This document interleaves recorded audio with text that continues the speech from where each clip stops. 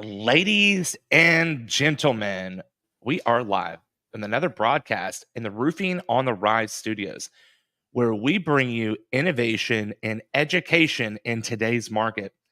Today and every day, we have an awesome podcast episode, guest, and topic. And today is going to be no different. Today, we have Henry Swarey. Henry, It'll be different. It'll be different. Hey, how are you? how are you doing? Good, good. You never had Henry Swarey in your studio, did you? I haven't. I'm super excited to have you in. We just talked for I don't know, like 10 minutes before. We could have probably made that into a podcast episode itself. Right. Uh, but it's like, man, the energy's awesome. You've got a podcast, I've got a podcast. So it's going to be a little bit different. I'm pretty excited about this one today. Yeah, me too. I'm curious what you guys do in roofing and what's cooking out there. What you guys are making the money on, and like what are people going after? What's not working? I'm exactly. Yeah, that's what I was just posting that today. And what's really awesome is that we're sponsored by Chad T. Wilson Law Firm. When the insurance company denies, delays, and defends their position, reach out to me and I will get you in contact with the right people over at Chad T. Wilson Law Firm. Your clients deserve Chad T. Wilson. Man, I was posting, you were talking about what's working and what's not. I just posted that earlier. It was like, what are the biggest challenges that you're facing in your business right now? I just want to help out, right? Like, if I've got it, if I've got the resource for it, I'll point you in the right direction. Not asking for a dime. I just want to help out right now. And so, um, it's on my heart to help, and it's on my heart to understand what's going on, uh, in the roofing space. So, speaking of roofing, you own a roofing company, right? I've been roofing for a number of years, you could say. Heck yeah, dude. Tell me a little bit about Yeah. that. Well, I don't know which part. Like I started when I was young, like 22 years old, just because I couldn't get along with the boss. It kind of really was a breakaway point. But I was always in my head that someday I'm going to be my own boss, own my own company. Even when I was going to school, I talked to my cousin about it. One day I'm going to have my own crew. What's funny is today I have my own crew, my own company, and he's a truck driver. He says, I don't really want that. I don't want a whole lot of people to look after, always complaining, and always, going after customers for the money. And he goes, I'll just stay trucking for the next 20 years. That So is, for me, I'm just roofing. it's just, I guess to each their own, right? Like, I guess you got to find your gift. I guess what you're good at, and then exercise those gifts. It's kind of hard to tell when you're young going to school what is my next thing going to be. It's like not even the question to ask, because who even knows at 18 or 20 or 30? What am I good at? What am I going to do? I'm 32. You're 32. What are you good at?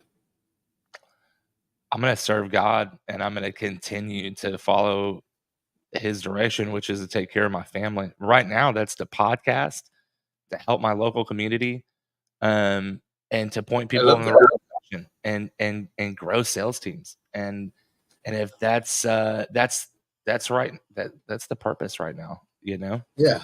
So faith has been an important aspect of your life all along. Yeah, well, you know what? No, it hasn't been all along. It was important to me as a kid, and I lost my way, as an adult. Once I came in and I made a little bit of money in roofing, I got a little spoiled. That money got to my head, and I went after drugs and alcohol, and I became a horrible spouse, father, friend, and lost a lot of friendships and almost lost my marriage over it. Wow. And a lot of people don't know that about me, and that's interesting that you ask. Well, Thanks for I, asking. I got another question right behind that one. I'm curious what made you change? Like, what happened? So you said, this ain't for me. So, we had like a big family event, and by an event I mean like a life event. We had a child, And when we had our child, we had a plan to spend time with my father, which we have recently located. So I was a fatherless child my entire life until I was Oh 20. my goodness. And then I found my father, got a DNA test, all that good stuff. And now we're building a relationship, right? Right. And so within that time period, someone calls CPS on us. And every time, like I'm like the staple of clean living, right? But I was a drinker. I was a big alcoholic. You know, I'd smoke a little weed every now and then, but like I was like a pretty clean living guy up until that point. And Okay. when CPS came at that time, I didn't pass. At that time, I was positive for cocaine at a level of like insane. So immediately they made me vacate my home and live somewhere else. So that's what brought me to Houston and brought me to recovery. I got in I see. contact with drug and alcohol counselor, and I got into recovery, into 12 steps of recovery through Alcoholics Anonymous. And you know, at first it was like the questions like, how long does it take for each step? And Right. like everybody has their own journey of how long it takes each step. Um, Like, the first year and a half, like, I got stuck on, like, the first couple, and that was because I couldn't really get the concept of God down in my life because I was, like, running from him, and that's why I was feeding my life with drugs and alcohol What do you mean was running from him? What was that like running from him? so, uh, God's got a call in everybody's life, right? And that is to do, um, his will, and I'd say it was the equivalent of if anybody has, heard the story of Jonah and the whale, okay? I Right. know a lot of children have heard this story, a lot of adults have heard this story. Jonah was called of God, Jonah decided to run, and instead, God swallowed him up in the belly of a whale, and that taught him a lesson, and he, you know, repented before God, and then the whale spit him up. This is in recorded history. There's only a few people in recorded history that have actually survived being swallowed in a whale for a couple of days because of a numerous amounts of scientific crazy things that happen inside of a whale's gut. Um, So and it has so to be a miracle. it's a miracle, right? Like it's Had to of be. God that he was able to escape that, and that's the equivalent of what I was doing in my life. Like I ran, like instead of being with my family, like I ran, jumped on the road, and I went all the way up north, knowing there was plenty of work here in Texas. I went to like Connecticut and stayed in Connecticut for almost a year away from my family. um, that's the equivalent of running. That's what I know what I did, right? Yeah. Yeah. Um, and and it took, you know, seeing people, which is crazy, it's an unreleased episode, uh, like a friend of mine that, and I'm not gonna name him because this episode's coming out. I'm pretty excited about this. Uh, we haven't done it. We have not released it yet. So excited. So he would go to AA like every day. Now we're in a storm dorm in Connecticut, and he's like walking down the steps. And I see him, and he's going to AA. It's like, hey, going to AA. Hey, Marquise, you want to go? No, bro, I'm good. I'm good. But like he knew, like I was like inquisitive, you know. I would always like see him out the door, you know. And he's that Yeah. one staple of like consistency. So he learned from me. I helped trained him, and you know he's now a successful roofing contractor in Connecticut still. And I learned from him and his life of sobriety, which is crazy. Unreleased episode gonna be coming out here very, very soon. Uh, Interesting. Like that. so you have an accent. Tell me what that accent is. It's like South African or Australian? I'm not even sure. So if you look at my name, Swarey, it's a German derivative, probably from Swartz, which means black. And so our ancestors did come from Germany years and years ago for religious reasons, and wanted to get away from persecution. So they moved into the U.S. Years ago, right? So I grew up as Amish, and Oh, they have our wow.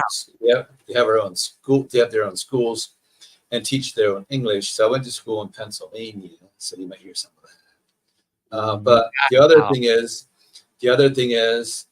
they may not be as good on teaching the English. Or hang on, English is not my first language. I don't speak English unless I'm talking with English people. How do you like that?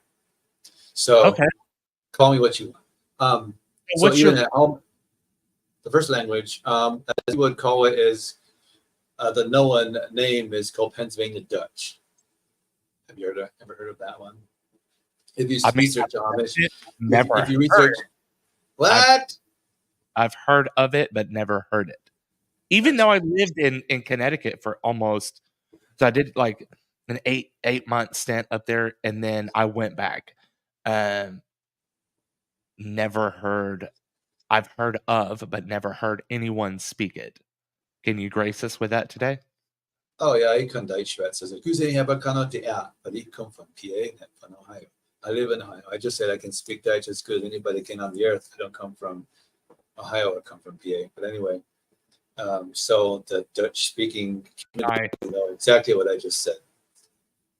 That is awesome. So, okay. So German, Dutch, uh, So it's not German Dutch because so they call it Pennsylvania Dutch. It was a misspoken name. They didn't use the right name. So what happens is our ancestors come from a community southern Germany called Swabish. oh, Swabish German. So you can research it. It's there. It's on the internet. Germany had multi different dialects, and they have taken everything to the Hochdeutsch, which means hi German. yeah. Hochdeutsch. Now, if you look at German today, Germany, and so we still speak the Swabish type of German, but it's mixed up with English. It's all messed up. It's an unwritten language. Wow. There's a group of people, uh, the Jehovah Witness people, if you know that type, Yeah. group of people are studying this Pennsylvania Dutch because they're going to go out and they're going to convert these people. So Wow. it's interesting. They come to my house, and I will not. I refuse to speak the Pennsylvania Dutch. I said, no, I speak English because not until I got born again did I really study the Bible and I studied it in English. And that was less than 10 years ago. Yeah. Truly. And I was Amish at the time. And I became born again. And that's why I'm not Amish anymore because I couldn't fit in and different beliefs and different mindsets and all that. So from where I've come from, where I am today, is just like a miracle. Right? But enough of Yeah. that. I mean, No, that's amazing. Like that's super awesome. So I did homeschool through high school, okay. and I used like Mennonite curriculum as well as Judeo-Christian curriculum, as well All right. as like Independent Baptist curriculum. So I had like all different kinds of curriculum, and so I'm learning from all this stuff. And my mom's not teaching me it because she has to work as full-time mother. Okay. So I'm learning through these.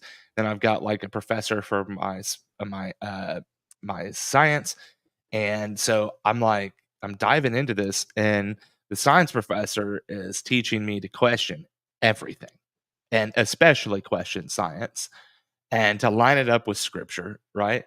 And Right. so I'm like, all right, so hold on. Let me pull the concordance out, and let me get an 1828 dictionary, and let me get a Bible, and let me get a commentary, and I'm diving into it. And at Interesting. this point, I come to the realization I haven't said anything about this to anybody, but you can say what you want. I Go ahead. developed this theory of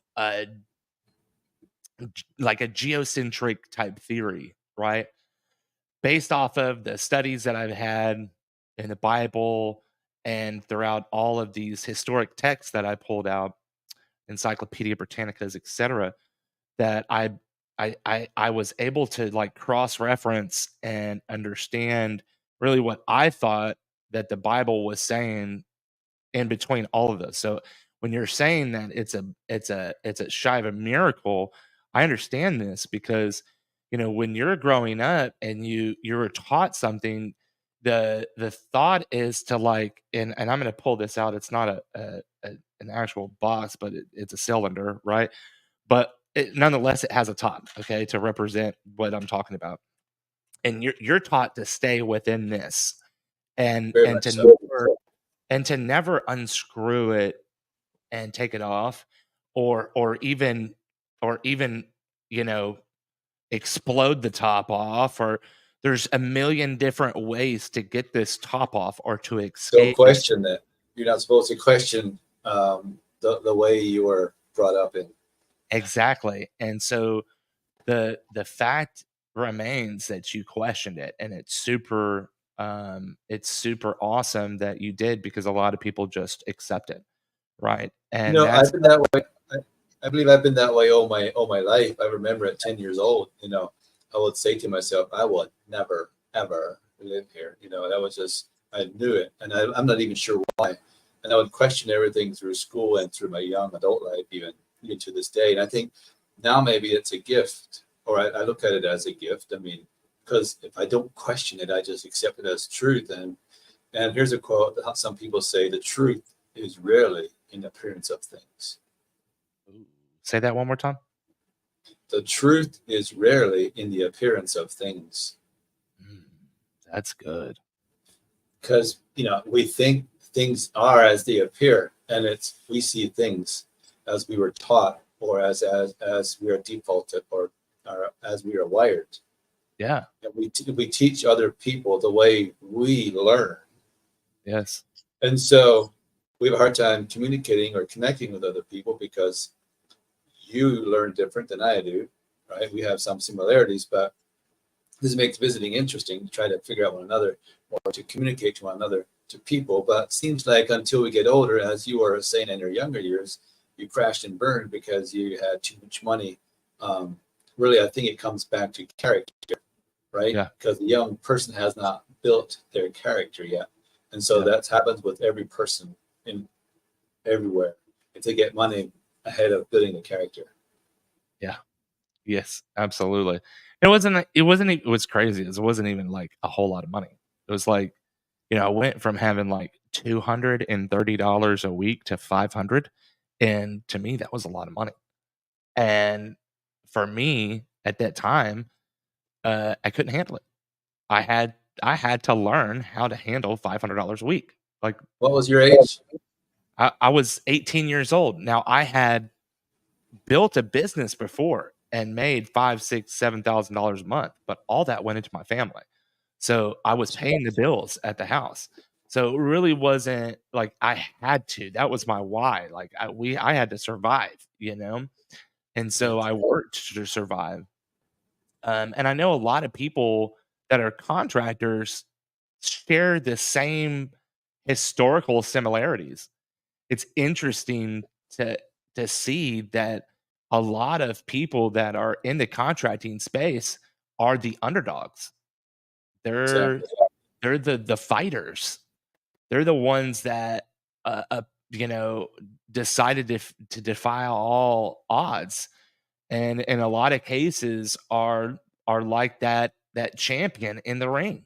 You know, um, I just got done. Well, I didn't just get done working out, but I worked out this morning, and so I listened to motivation, and I think about you know, and I listened to Tyson and talk about how he's ruthless and how you have to build a consistent character and be that victor before you are victorious.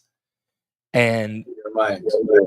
it's just super powerful to be able to share that with someone else. So I'm super excited to be able to sit here and share experiences with not only you but also our audience today.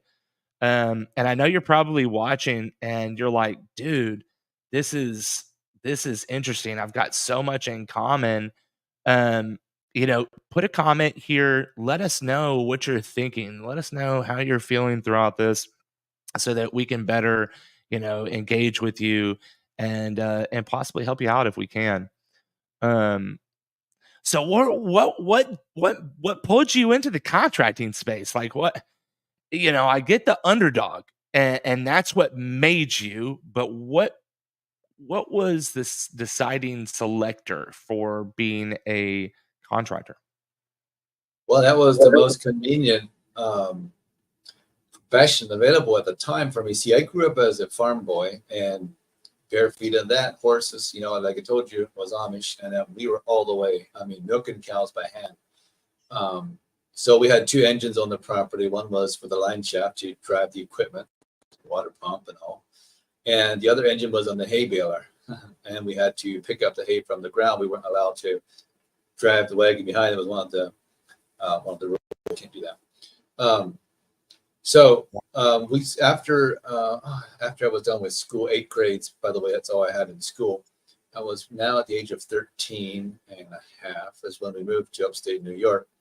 That's where I got married and started with family. But anyway, at the time of marriage, then I was actually back up just a couple years. When I was 18, Dad allowed me to work out, meaning with another contractor, to a Mennonite contractor.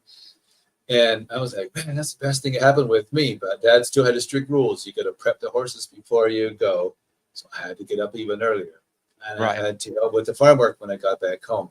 After I Right. married, I had the opportunity to take over a farm.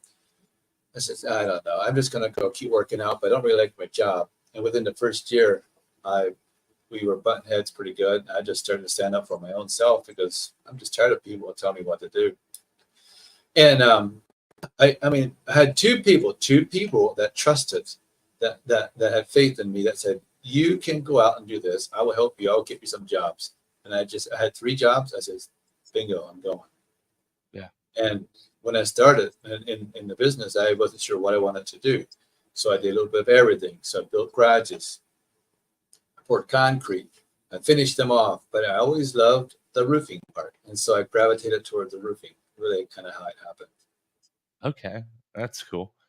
So, do you have a team underneath you or you operate as a sole proprietor? So right now, I have 3 office people, 3 sales guys, and we subcontract everything out. And I had a general manager, it didn't work out, so I'm at that point of maybe having a general manager, and I want to buy another acquisition here next year. I want to start out another location. So I'm growing my team, growing my company, growing myself, which I think we need to do. All of us need to do to stay ahead of everyone else and everything that keeps changing. And there's a lot for sure. Huh. Yeah, change is super, super crazy and it just keeps on happening. How do you stay up to date with current innovations and changes in the roofing industry?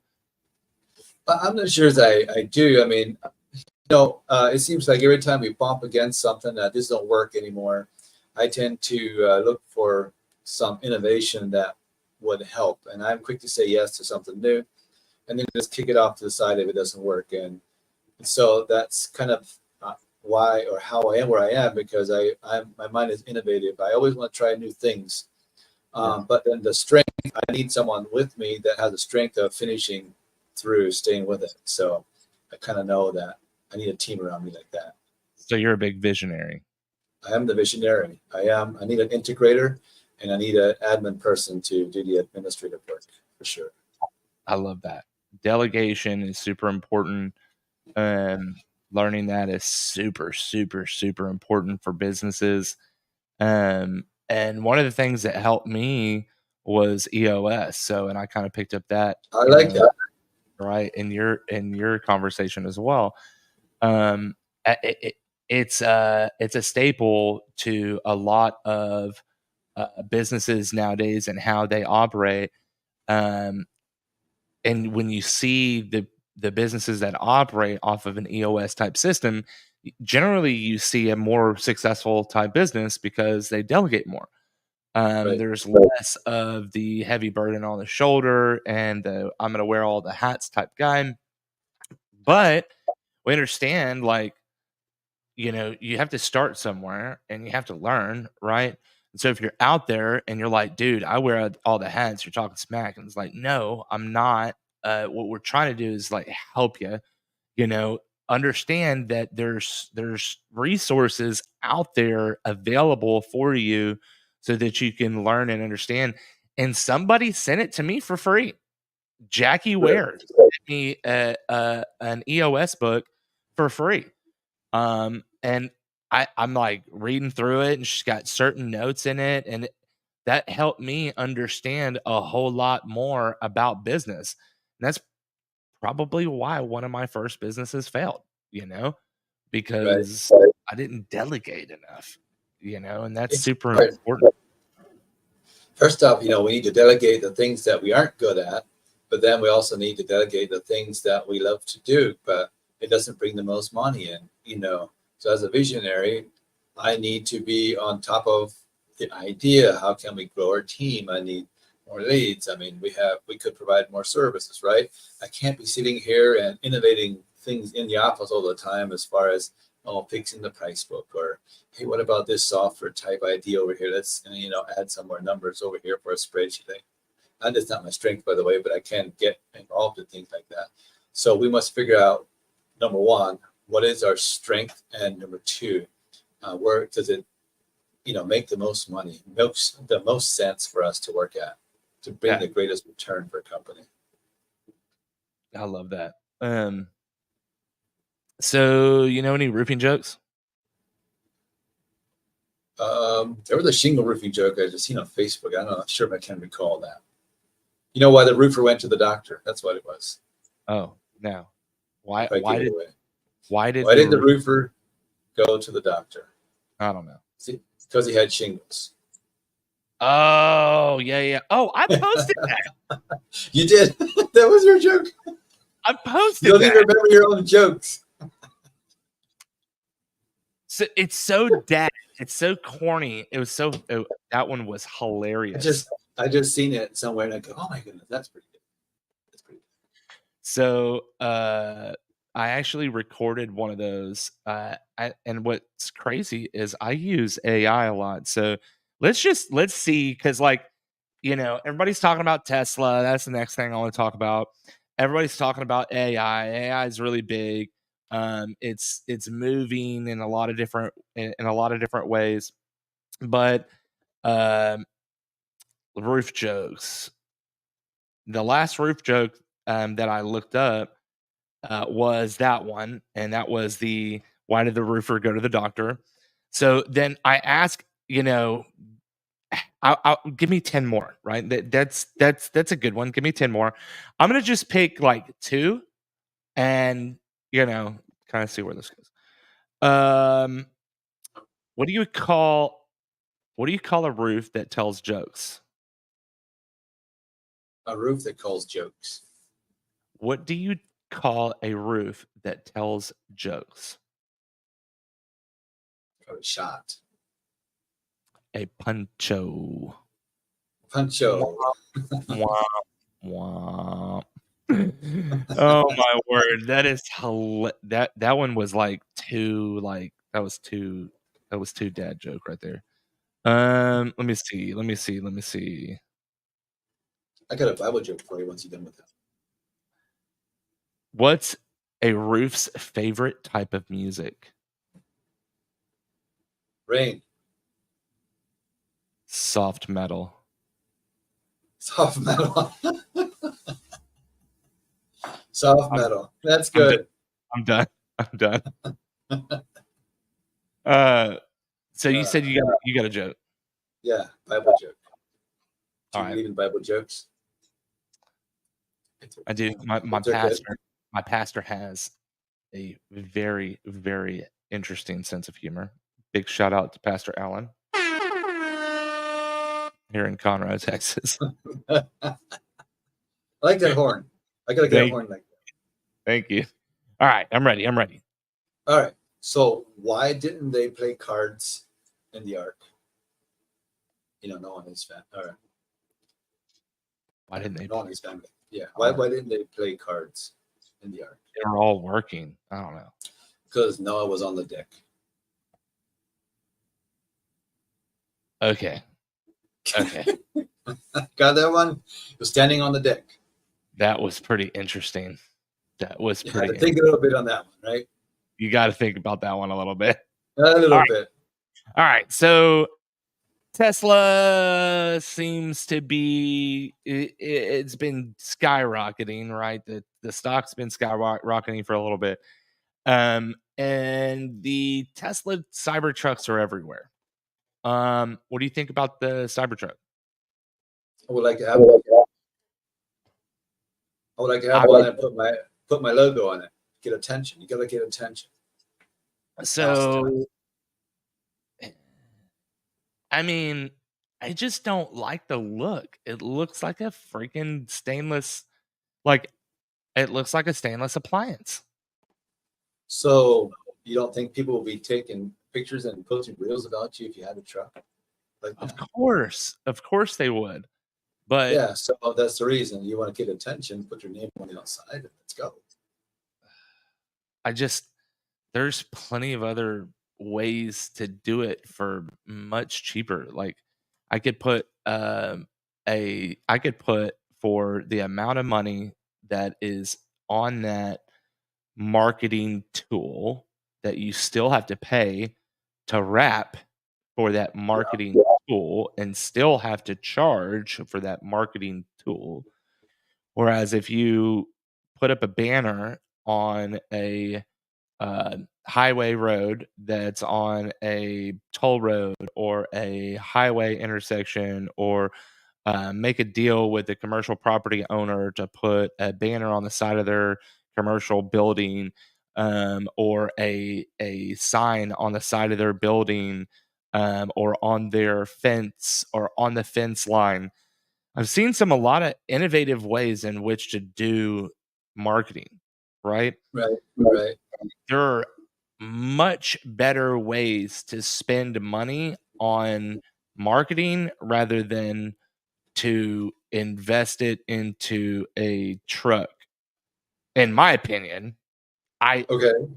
I think that if you've got a rolling trash can, that people are gonna hey, you're gonna have two things. They're gonna be like, "Oh, this is cool," or they're gonna be like, "Dude, are you serious?" And that's just my thought. I don't Right. I don't like the Tesla solar truck. You don't like the truck. I don't I don't know, like is it worth their money as far as pulling? I mean, it's a nice grocery truck. You want to go get groceries. right. But as far as me driving one, I mean, the only reason I'd have one is just for marketing. I'd like to have one just to drive around town and have I respect that. people, yeah, people take some pictures. But you're I right, respect it's a lot of money. I respect it 100%. Um, so I rode in an EV for the first time. Well, okay. So I've rode in a Tesla Uber, right?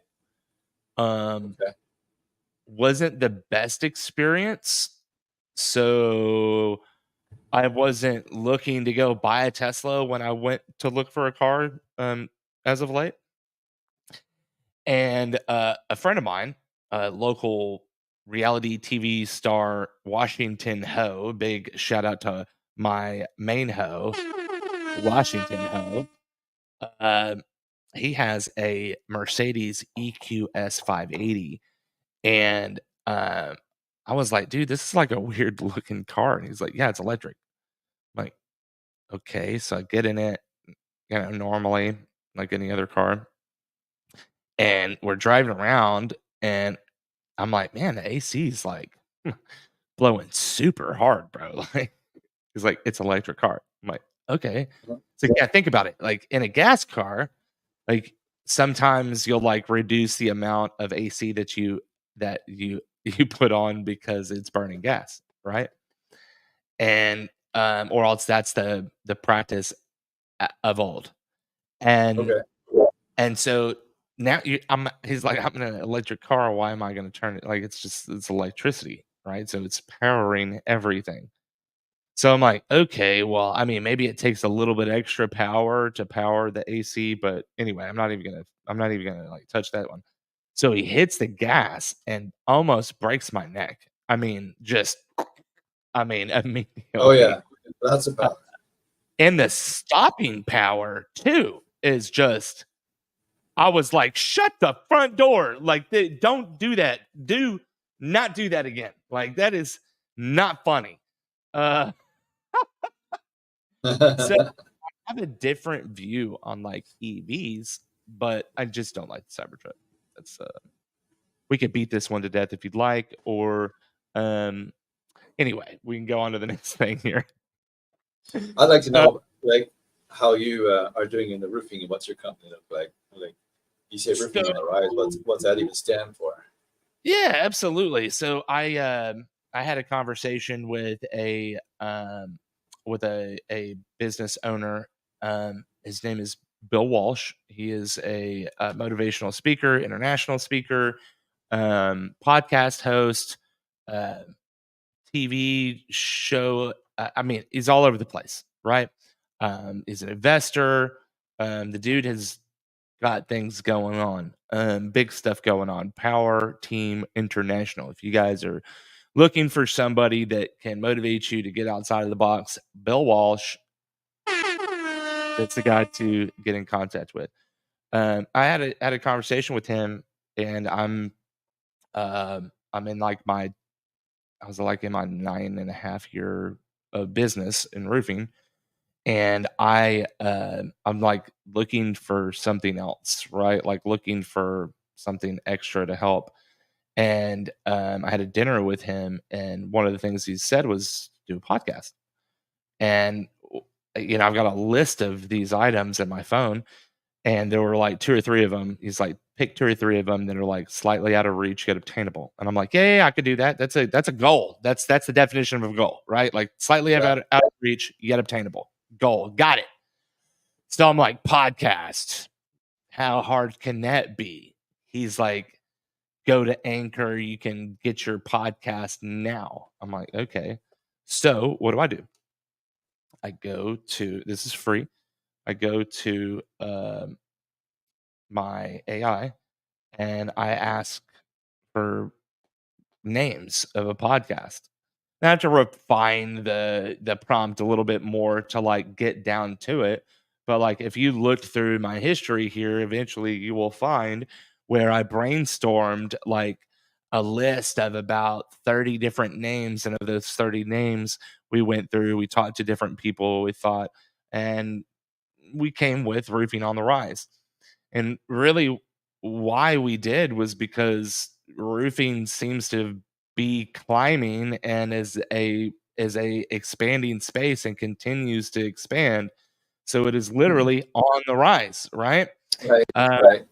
and I also had the idea to like do this in the morning. And so at first it was 10 a.m.s on Saturday, every Saturday religiously. um, Generally, we have them on 10 a.m. on Saturdays. We try to keep them on 10 a.m. on Saturdays, but we're like throwing bonus rounds during the week and stuff like that as well, so that people can soak it up. And if we air one on Friday, we're not going to air one on Saturday. So, like, if we air, and that's, but we put out two in a week, right? Like, we try to put out two in a I week if see. we can. Interesting. Uh, Now, everybody slows and goes, right? Like life happens, right? So For there's a sure. period of time where it's like 4 episodes a month, 3 episodes a month, 4 episodes, 3 episodes, 2 episodes.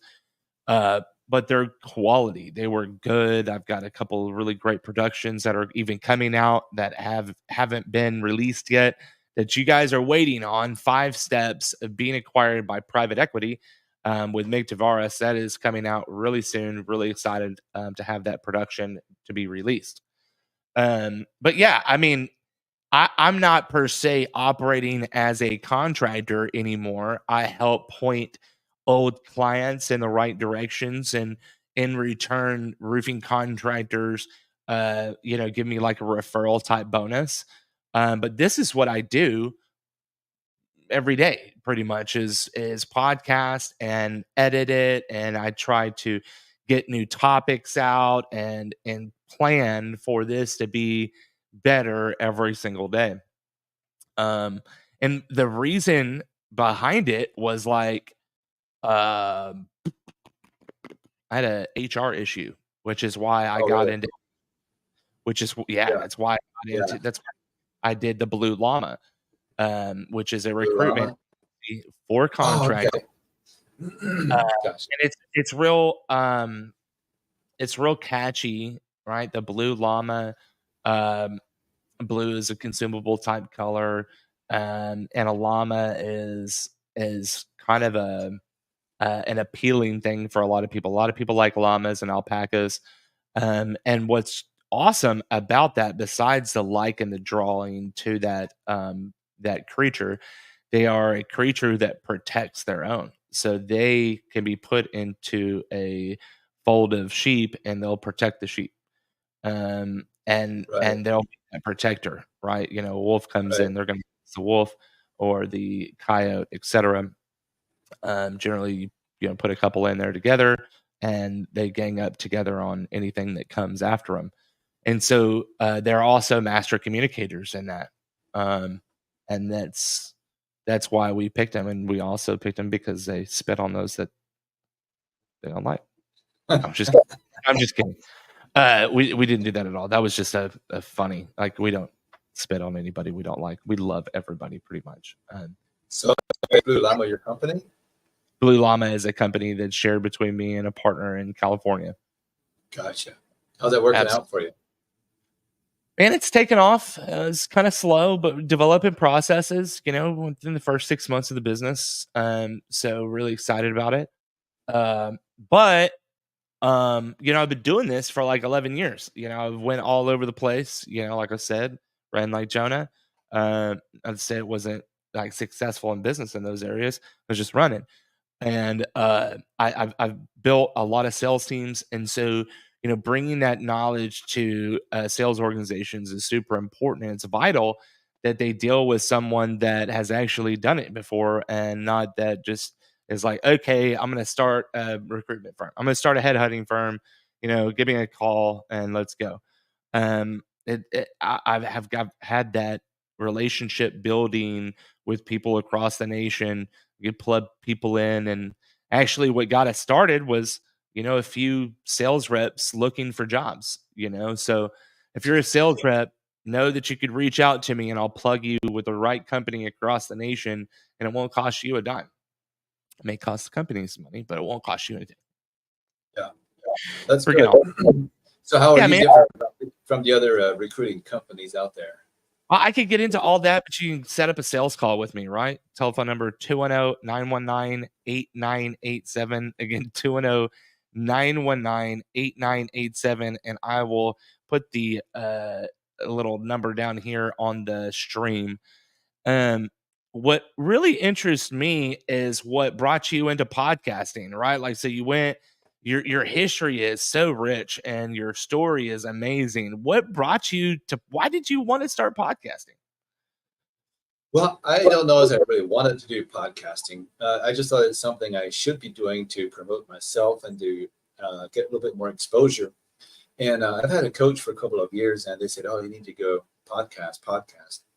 And so here I am. I bought the equipment 2 years ago, actually, and I'm just starting to use it now. And Okay. so I've been venturing into it and just haven't done it. But I guess was a little bit ahead of my time. And those are the ideas sometimes that we get, and then sometimes they seem to die away. But I just say, it might be the germination period. We get the idea. It takes a little bit of time to germinate until it starts really, growing Yeah. and, giving a crop. I'll give you And so, my piece of advice on podcasting is just to be consistent. Pick a day and just say, okay, this day we're going to record podcast, and this day we're going to release them. And I personally love StreamYard for that, because I don't really have to. If I want to, I could take it out. I could edit it into something, completely different, If I want, I could do a presentation on this screen.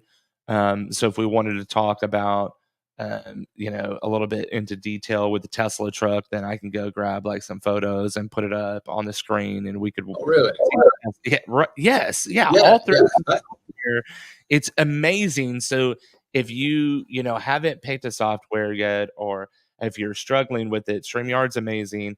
And just like pick a day and just schedule to do it and continue to do it. Um, and the thing is that you're the one that has the idea, and you're the only one that's going to be able to execute that.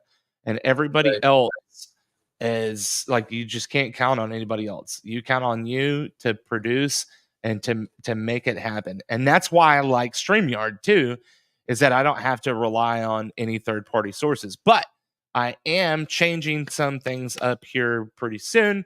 In contact with a local studio and a studio that is in the UK, that is going to start helping on my development R&D to help make things look just a little bit different, for my audience, and hopefully helps catapult this thing a little bit further. Um, so tell me a little bit about what you do for fun. Like, we talked about work, and like, tell me what you do for fun. Sure. Do for fun. I bet you couldn't guess. I don't know how much research you've done about or on me before we talked, but probably not a whole lot. You didn't know I come from the Amish, and that's on the internet. I don't seem to hide my stuff much. Probably that's why my family doesn't associate with me too much. I haven't told you that. So what I do for fun, I don't have it on my phone anymore. I fly a plane. I'm on a little private plane, I and actually we like do that. you see that, and we also like to go RVing. We call it RVing. My wife and I like to Okay. go traveling. So that's what I want to do. I want to travel. I love to travel. So I'm gonna have some business I need to travel for. Real estate. That's I'm getting into real estate. So if people need to invest their money, they want to buy into some apartments. That's me. So I got a few things going on, but I love to fly. Absolutely love to fly. That's awesome. What pushed you to get your license? Well, when I was Amish, I wasn't allowed to fly, and then after 2017, we moved to Ohio area, and I took my first flight to Florida at some seminar. I'd come back home, and this was with the Spirit Airlines. And I was so pumped. I go, "This is for me, yes!" And I was driving home one day, which many days it was like that from town. There's a little sign along the road that says, "Learn to fly here." And this day I made a U-turn, went back up the hill, and it says, "What do I do to get started?" They go, "Call this guy." And I had to do it. I was so scared. My first 2 years, I would always be sweating. My shirt would be wet on my back. I kid you not, until I could. Maybe it was like 2 years, but until I could fly solo, that was more than 20 hours, and it took me for the most part of a year because I wasn't putting enough of time in right away. Yeah. So I was very slow getting started. It was not a year. It was probably 8 months or maybe 10 months though.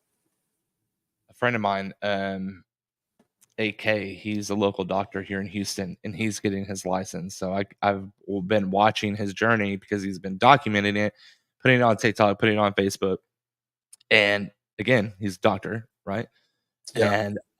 And so he owns multiple hospitals. He also works as a doctor in the hospitals. And so like I watch the story, and sometimes it's like 2 a.m. Like he's finishing, 3, 4 o'clock in the morning. He's finishing up shift or What? what have you. And then he's going in the morning, like in 3 hours, jumping in the airplane and flying his airplane, right? But he's still like, he's got a few hours to get the license, right? And it's exciting to watch that journey. I wanted to be a fighter pilot. That was my dream. And so aviation is in my future. And I wanted it to happen in this year. So maybe I will stop in the next sign that I see, learn here, like you did, and just take the chance. You gotta take 'Cause action. Takes you got to take commitment. It's hard. It's hard. You exactly. gotta take commitment. Yeah. Yeah. And I mean, I'm a very committed person. I've got a podcast. I feel like I'm super committed to the podcast. Like business, you know, if you're a business owner and you've got time in the business, you know, you're dedicated, and it takes dedication to continue a business or continue a podcast. Um, I know I got it. I could do it. I could do it. Sure, How often do you sure. fly now? I like to fly like once a week somewhere. Okay. Yeah. All right. And I got my IFR now, so I've had that for about 2 years. That means I can fly in the clouds. So cloudy day, you know, and the visual pilots, they can't fly because they can't get in the clouds. I can go right in the clouds, through the clouds on up. It's pretty cool. It's an ongoing training for me. So I'm on a 3 month recurring training with my flight instructor. So the FAA is very strict with their pilots, Yeah. especially those that have the IFR rating, because hey, we can't be goofing up. You know, we can't be goofing Yeah. up. I man, that is freaking awesome. You own a plane? Yes. What kind of plane do you have? I have a Columbia 400. It's like a 425 horsepower, got twin turbos, and it flies the same speed, same power, same oomph, 18,000 feet as it does on the ground, so they say. And then we start losing power. We go up about 21,000. It's supposed to be my top. Okay. That's pretty awesome. That's pretty awesome. Air conditioning in Yeah. that thing? Oh, air conditioning, yeah, radio, um, weather, like anything you would want. It's a Cadillac for sure. Leather seats. I mean, I had to have the next one. Good deal. Good deal. That's awesome. Yeah, I did flip through the Facebook just a little bit. You know, I see we're friendship friends on Facebook, and Yeah. so you know, I see your post and I see, you know, that you get flying and stuff, and so that's one of the biggest things that, you know, really drew me to you. Besides that, you're a contractor, and then also you started your podcast recently, which I thought super amazing. Congratulations on starting the podcast. Super awesome when you dedicate yourself to do a podcast. And I know you invited me to your podcast, so I'd be more than happy to jump on yours.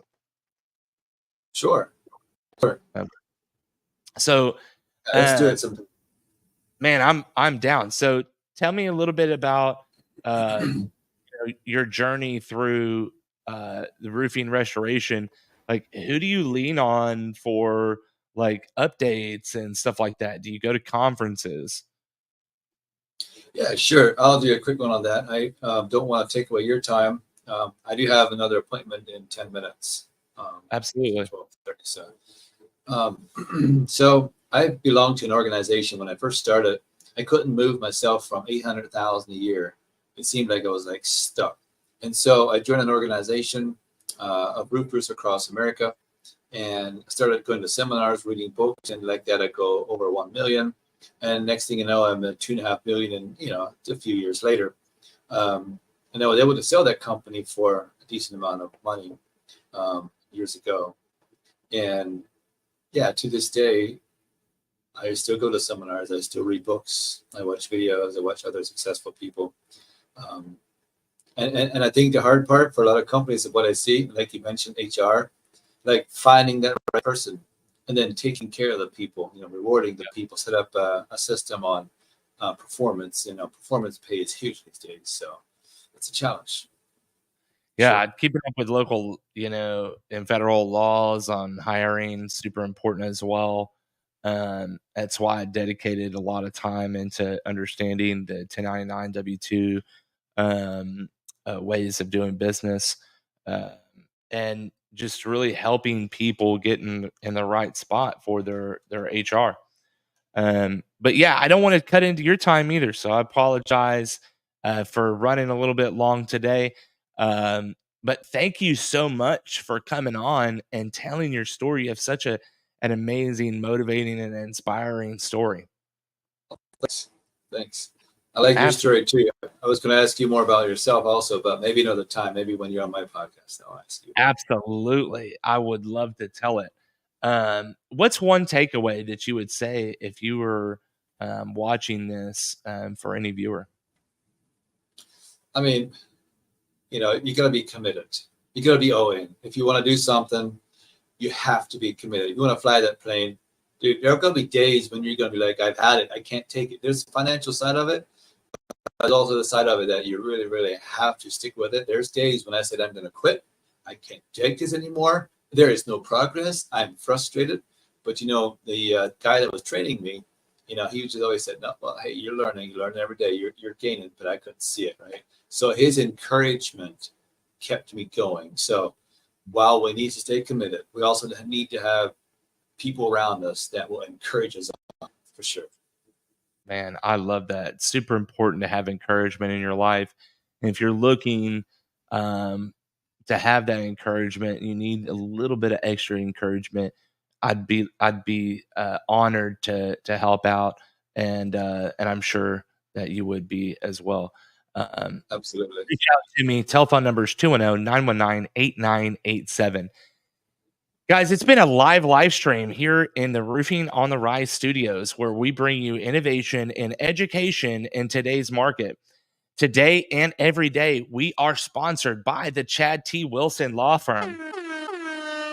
When the insurance company denies, and defends their position, don't hesitate to reach out to me. I will get you in contact with the right people over at Chad T. Wilson, or you just Google Chad T. Wilson Law Firm, and it'll get you in the right spot and get your clients taken care of. Telephone number to reach out to me is 210-919-8987. Again, 210-919-8987. You have a wonderful and blessed